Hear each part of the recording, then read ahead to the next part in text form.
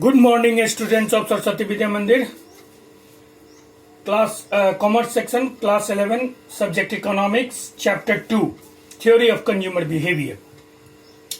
This chapter almost finished, but the last topic, monotonic preference of the consumer.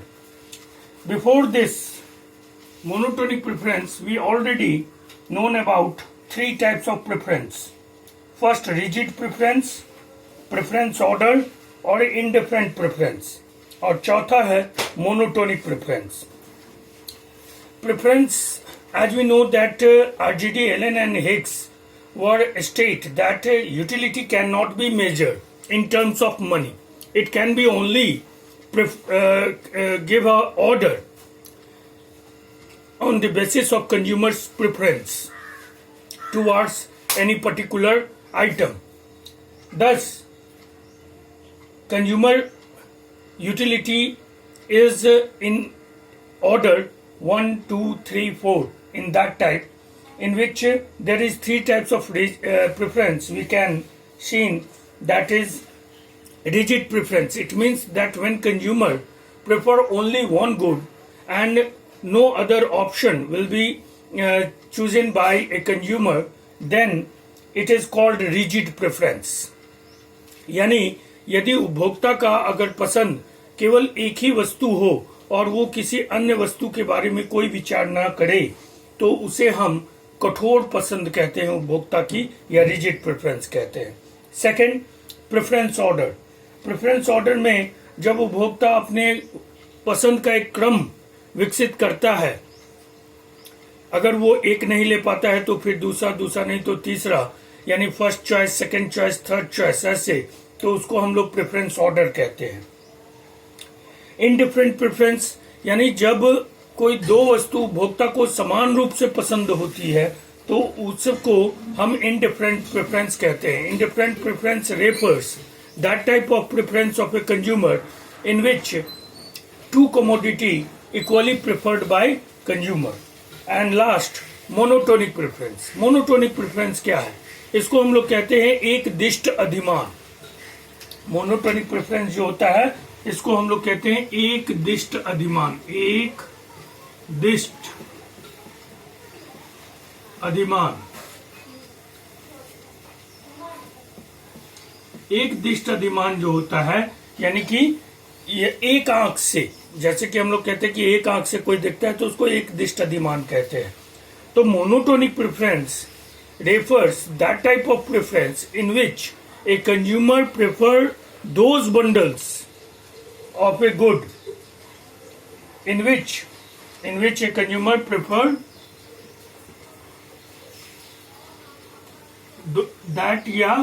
those bundle of goods in which at least one commodity increases and others should be constant at its previous level.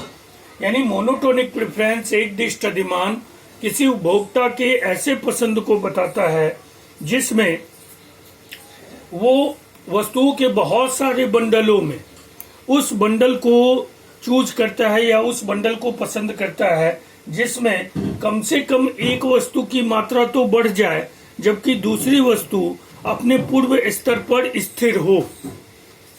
It means that it refers that type of preference of a consumer in which a consumer prefer that bundle of goods or those bundle of goods in which at least one commodity increases and others should be constant at its previous level. Thus, suppose अगर हमारे पास एक bundle है, माने बहुत सारे वस्तुओं का bundle है 88, 99, 79, 89, तो इन चारों बंडलों में कौन सा मोनोटोनिक प्रेफरेंस होगा? तो अगर हम इन बंडलों को ध्यान से देखेंगे तो पाएंगे कि इसमें 8 दोनों समान है, 9 अगर यहां से वृद्धि होता है तो ये 8 9 हो जाता है, ये भी 9, यानी इसमें दोनों बढ़ जाते हैं. इसमें एक घट जाता है और एक बढ़ जाता है, तो रहा कि इसमें एक स्थिर है 8 पर और दूसरा केवल एक बढ़ गया 9, यानी मोनोटोनिक प्रेफरेंस हमारा यही है 8 और 9 वाला. In this bundle consumers monotonic preference is 8 और 9, यानी जिस बंडल में किसी एक वस्तु की मात्रा 8 है और दूसरी वस्तु की मात्रा बढ़कर 9 हो गई, वो बंडल मोनोटोनिक प्रेफरेंस होगा। क्योंकि because in this bundle one commodity increases and other constant at its previous level।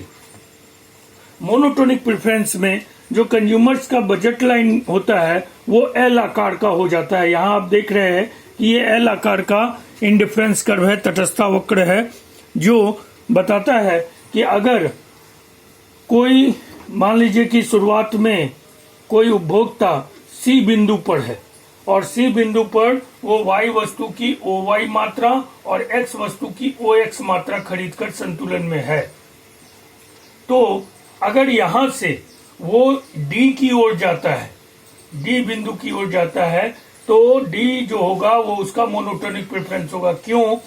क्योंकि इसमें वो ओ वाई वस्तु की मात्रा तो ओ वाई पे सीमित रखता है, कांस्टेंट रखता है, और एक वस्तु की मात्रा एक्स वस्तु की मात्रा ओ एक्स से बढ़कर x1 हो जाती है, तो ये मोनोटोनिक प्रेफरेंस होगा।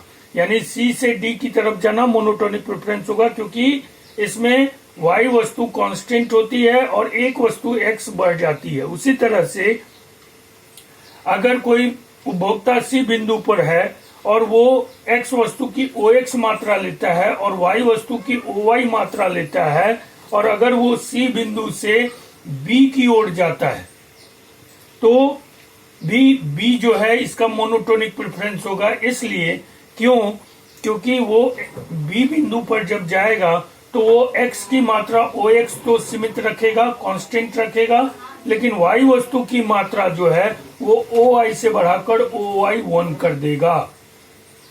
तो C से D की तरफ जाना या C से B की तरफ जाना ये मोनोटोनिक प्रेफरेंस को दर्शाएगा, और इसलिए इसमें इंडिफरेंस कर्व का जो आकार है वो एल आकार का हो जाता है, और ये दर्शाता है कि अगर उपभोक्ता एक वस्तु की मात्रा को स्थिर रखते हुए दूसरे वस्तु की मात्रा को बढ़ाता है तो उसे हम उपभोक्ता के एक दिष्ट अधिमान के रूप में लेते हैं। अब है कि उपभोक्ता का एक दिष्ट अधिमान किस काम में आएगा या कैसे। ये एक उदाहरण से आप ये समझ लीजिए कि अगर कोई सब्जी रोटी खा रहा है और अगर वो केवल रोटी नहीं मांग करके, रोटी की संख्या को स्थिर रख करके अगर केवल सब्जी बार बार मांगता है या सब्जी को केवल बढ़ाता है, तो सब्जी के प्रति उसका जो प्रेफरेंस है, पसंद है, उसको एक दिष्ट अधिमान कहेंगे। यानी अगर मोनोटोनिक प्रेफरेंस कहेंगे, यानी उसकी जो पसंद है वो एक वस्तु की तरफ है। Within two commodity his preference were going to only for one good. तो इस दशा में हम उस सब्जी के लिए उसकी जो पसंद है उसको हम एक दिष्ट अधिमान कहेंगे, मोनोटोनिक प्रेफरेंस कहेंगे। अब आरजीडी, एलन और हिक्स ने बहुत अच्छे से इन बातों को बता दिया है कि consumer get equilibrium at that point where his indifference curve get tangent with its budget line. यानी आरजीडी, एलन और हिक्स ने ये कहा है कि एक उपभोक्ता तटस्थता वक्र विश्लेषण में उस बिंदु पर संतुलन प्राप्त करेगा जहां उसका इंडिफरेंस कर्व जो है IC, indifference curve is a path of points at which every point shows the combination of two goods and at which every commodity, at which every point shows the combination of two goods which can provide equal satisfaction to the consumer, and by choosing any one point a consumer will become indifferent to all other point। यहाँ पर अगर उपभोक्ता का budget रेखा सी बिंदु यानी indifference करके C point पर tangent होता है तो उपभोक्ता यहाँ पर संतुलन प्राप्त करेगा, ठीक है। और इस संतुलन बिंदु पर जो indifference curve should be tangent with consumer's budget line.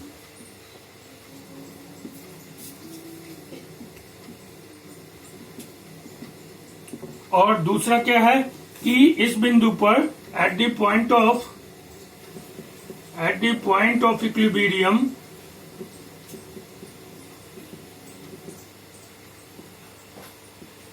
indifference curve should be convex to the origin. Convex to the origin होगा ये, और यही दो शर्तें, यानी इंडिफरेंस कर्व पर ये दोनों टेंजेंट होने चाहिए और ये कॉन्वेक्स, और ये दोनों ही शर्त इस बात को बताते हैं कि at the point of equilibrium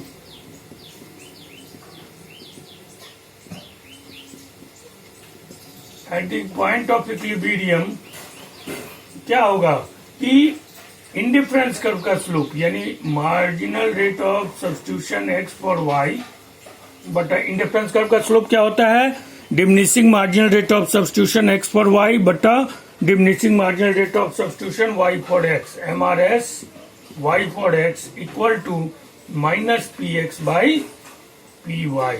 और ये कंडीशन जो है वो इंडिफरेंस कर्व में कंज्यूमर का इक्विलिब्रियम कंडीशन है। I hope that you all understand the monotonic preference and all other equilibrium and indifference curve analysis. You all need to be write down it in your fair notebook and also remember it, because this chapter is the very important chapter from the examination point of view. Every year among two theories, indifference curve or Marshallian theory, one theory must be asked, and therefore you need to be remember it and also clear your concept. Till then, take care, stay home, safe home.